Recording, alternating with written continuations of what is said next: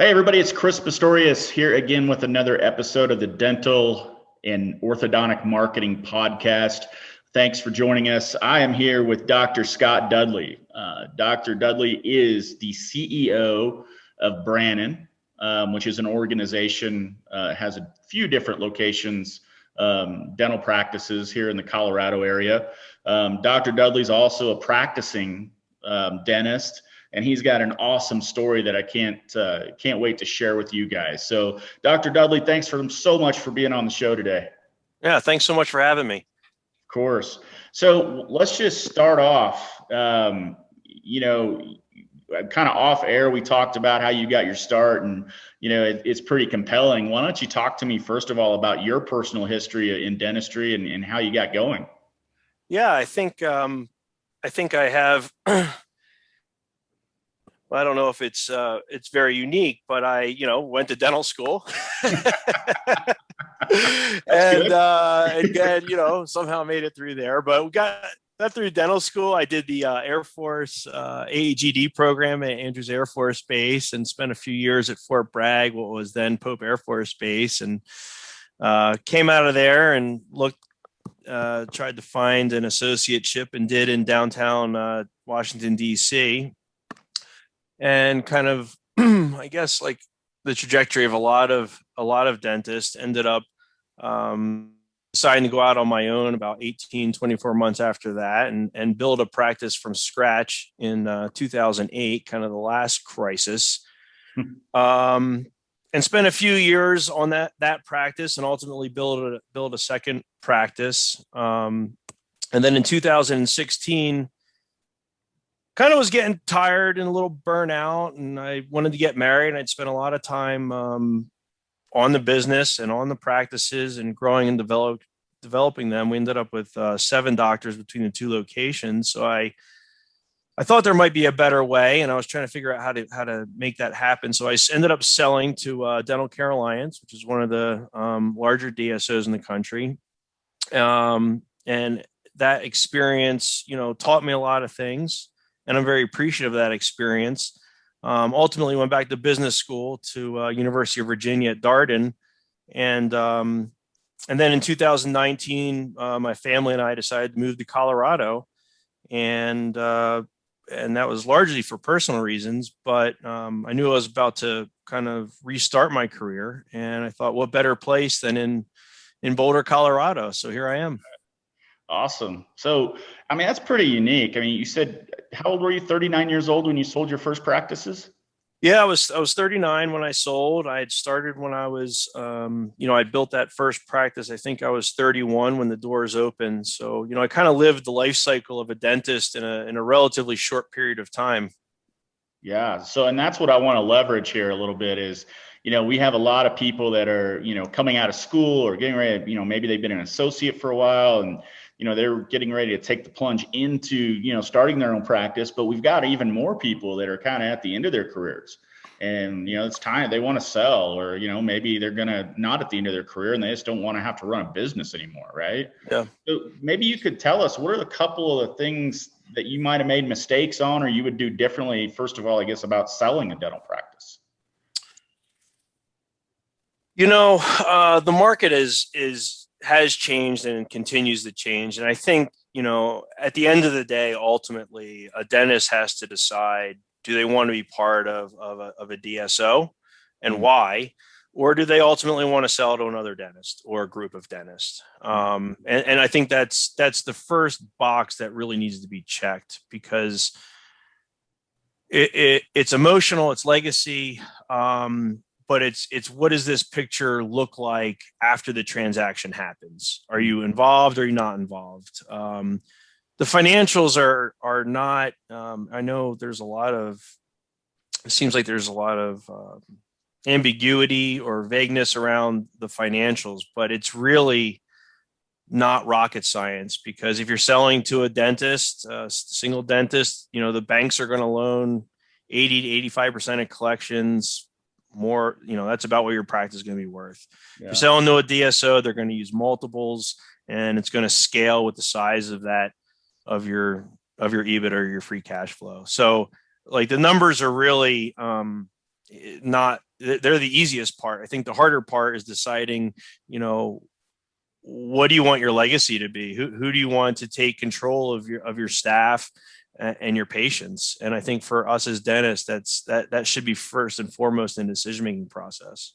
Yeah, no, I think it's everybody thinks about the money's part of it, right? And very infrequently have I heard on this show specifically when I talk to people about buying, selling dental practices, do I hear the word legacy, right? And how do you want to be remembered? And what do you really want to accomplish when you sell a practice? So, I mean, I think that's pretty key. Yeah. So on the other end of this, man, let's say that, it's time for you to buy a practice, right? Yeah. Two biggest options I see is, do you just take a bunch of debt and start up from scratch, or do you go and try to find, a good fit that's an existing practice? What's your recommendation for that? Yeah, that's that's the $1 million question. No pun, right? $5 million question. Yeah. And our group specifically, Branin, we're wrestling with that because of the DSOs and private equity, prices have been pushed up.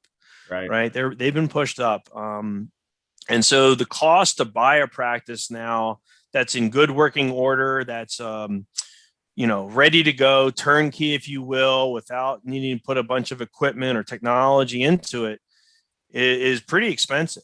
But you really shouldn't probably be thinking about, or what I talk to folks about is, you probably shouldn't be thinking about ownership unless you have the confidence in yourself that people want to see you as a dentist, right? And so with that confidence, you should be able to leverage that confidence and to make a decision. If a build out's going to cost you $600,000, well, and you can attract patients, then if you're paying more than $600,000 or $700,000 for a business, A, do you know how to run it? B, are the people of that business going to stay there?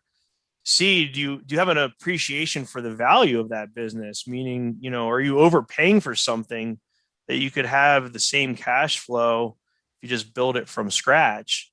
Yeah. And I think those are difficult questions if you don't have a background in finance or business to understand when you're putting together, the spreadsheets to figure it out. But at the end of the day, it really comes down to your confidence of building a team and building a patient base. Yeah. But you probably shouldn't be entertaining ownership if you don't have confidence in one or both of those, right? Yeah, I've also seen, there's this book out there. I can't remember what it's, E-Myth Revisited, I think is the name of it. And they talk about, one of the top reasons why, not just dental practices, but small businesses in general fail. And it's because typically the person opening the business is really good at the technical work of the business, but they don't really know how to run a business, right? So like they don't know about accounting and bookkeeping and marketing, right? And how to run the business. And, I've talked to some people from dental schools, and, they talk a lot about how good they are in teaching dentistry. But what's interesting about you is you went back and went to business school. Did you find that coming out of dental school that maybe there isn't a lot of time spent on how to run a dental practice? Is it really just about dentistry? And that's why you had to get back into the business side of it? Yeah, I think for me personally, I wanted to understand how to scale private practice. I knew the DSOs are out there, and there's certainly a place for them. It's not coincidence that they're doing very well, and M&A activities on the rise, and consolidation is accelerating.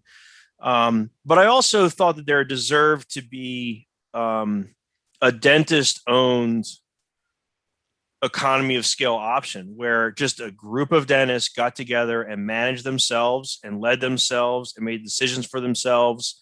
And so our organization at Branin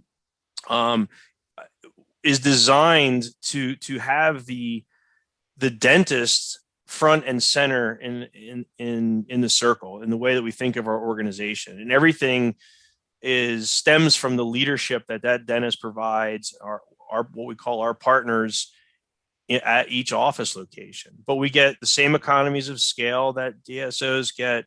We have all the advantages that DSOs get. We're just not taking investor money. We're not, our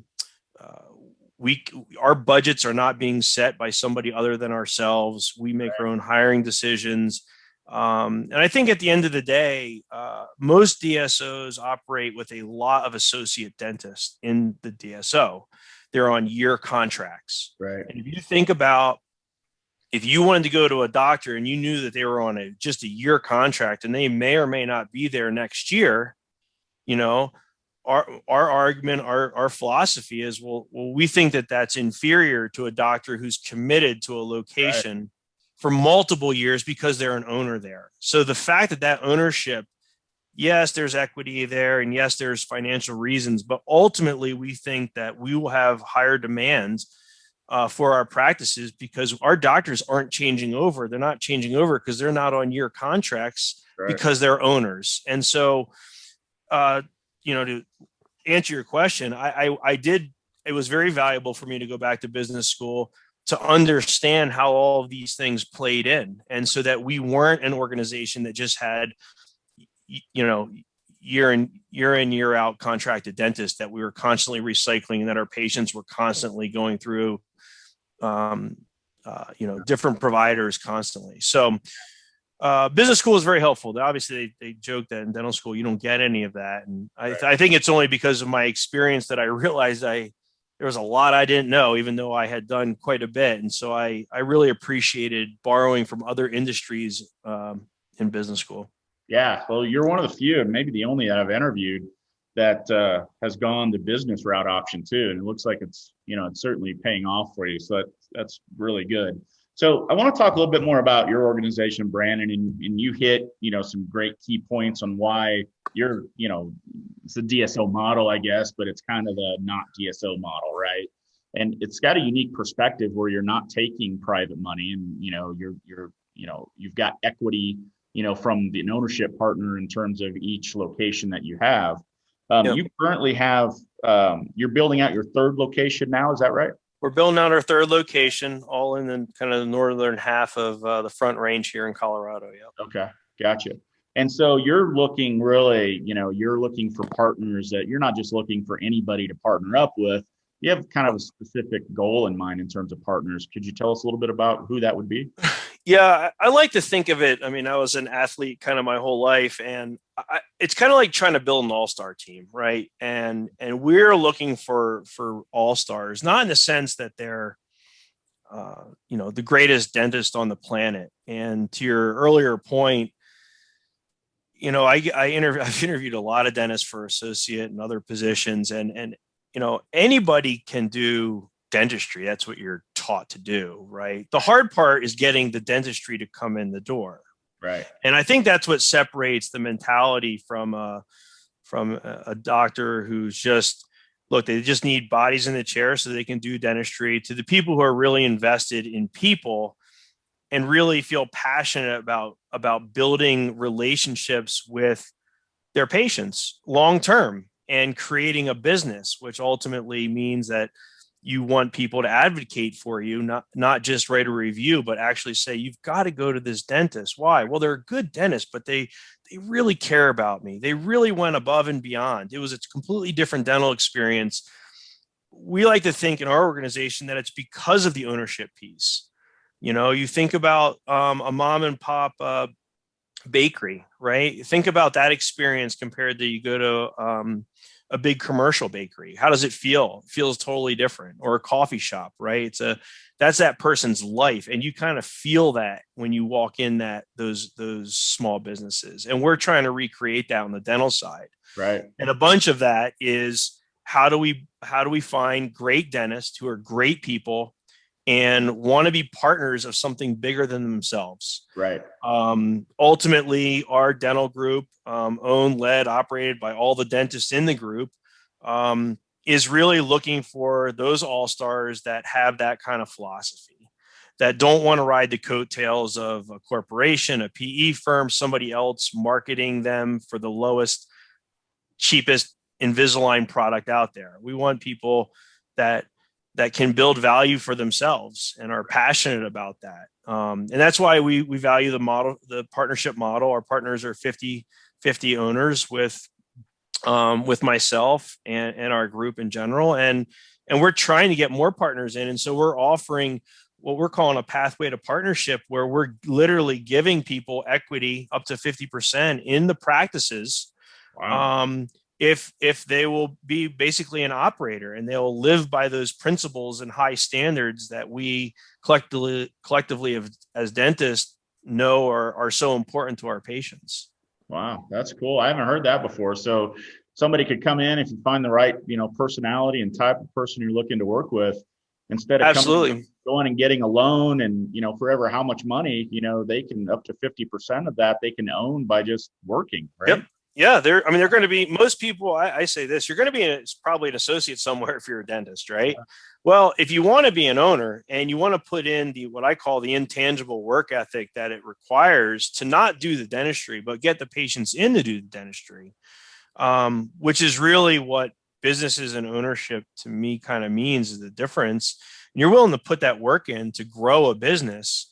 We're excited to give people and offer them up to 50% ownership in that practice. They don't have to take a loan. They don't have to do anything. They just have to do what they would normally do and put the intangible work in. And it all stems back to our belief that partner dentists and people who have ownership, have equity ownership, are going to look, the staff can feel comfortable that the doctors aren't changing out. The patients can feel comfortable that doctors aren't going to be changing out. The doctor is the rock in our organization, and everything surrounds that. And to the extent that you have people constantly changing in and out, Yeah. I think so goes your organization, your culture, and everything else. Yeah, it's hard to build that local field dental practice when you've got a new dentist in there every year, Yeah, and that's how we're trying to be different. And for people who have their own businesses, who may be thinking, well, geez, I'd like to be part of a dentist-owned, dentist-led organization. We have a solution there too, because what we'll do is generally we'll come in and buy effectively 50% of the practice, and that dentist can stay on and be part of our group, and they get some liquidity out of it.